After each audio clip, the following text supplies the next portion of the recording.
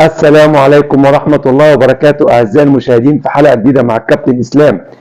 من بعد ما كابتن حسام حسن أعلن قائمة منتخب مصر لفترة الإيقاف الدولية اللي جاية، واستبعد في القائمة الكابتن محمد صلاح، وأنا شايف إن في حملات جامدة جدا على كابتن محمد صلاح كالعادة بيتم اتهامه فيها بالتخاذل وعدم حبه إن هو ينضم للمنتخب مصر وعدم تمثيل منتخب مصر. والحقيقة أنا مش عارف الناس ليه دايما مصممة، أو بعض الناس مصممة إن هي تحاول تهدم نموذج إحنا كلنا بنفخر بيه. محمد صلاح يعتبر أفضل لاعب جه في تاريخ مصر، وأي حد هيقول لي إن محمد صلاح عمل إيه مع منتخب مصر، هقول إن أرقام محمد صلاح مع المنتخب من حيث التهديف ومن حيث الصناعة بتضعه ضمن الأفضل في التاريخ الكرة المصرية. أما إنه ما حققش بطولات مع المنتخب فدي هو الراجل ما بيلعبش لوحده، دي لعبه جماعيه، وعندنا ميسي وكريستيانو هم الافضل في تاريخ الكره المصريه، تاريخ الكره العالميه، ما حققوش حاجه مع منتخباتهم الا وهم تقريبا في اواخر مشوارهم الكروي، وبرغم ان هم كانوا الافضل على مدار التاريخ برضه ما حققوش حاجه مع منتخباتهم، لان اللعبه لعبه جماعيه. هتقول ان اداء محمد صلاح مع المنتخب مختلف مع ليفربول، اقول لك محمد صلاح بيلعب مع المنتخب زي ما بيلعب مع ليفربول.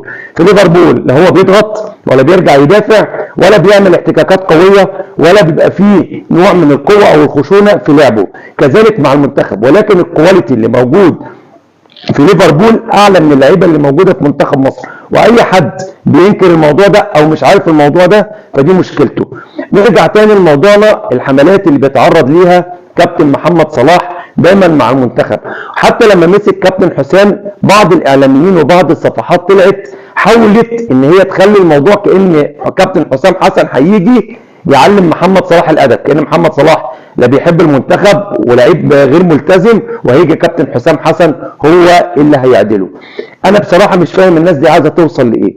اللاعب محمد صلاح لما ترك معسكر المنتخب، وانا طلعت وعملت حلقه ودافعت عنه، تقول انت بتدافع عن محمد صلاح ليه؟ هقول لك لان الحمله اللي بتنول من محمد صلاح بتنوله من حيث عدم حبه لتمثيل منتخب بلده وعدم انتمائه لبلده، وانا ضد النقد في الجزئيه دي. عايز تنتقد محمد صلاح فني حقك، لكن انك انت تنتقده في حبه ورغبته وانتمائه ان هو يمثل منتخب بلده، انا رافض ده تماما، وما عنديش شك واحد في المليون في حب محمد صلاح لمنتخب بلده وحبه ان هو يكون ممثل للمنتخب.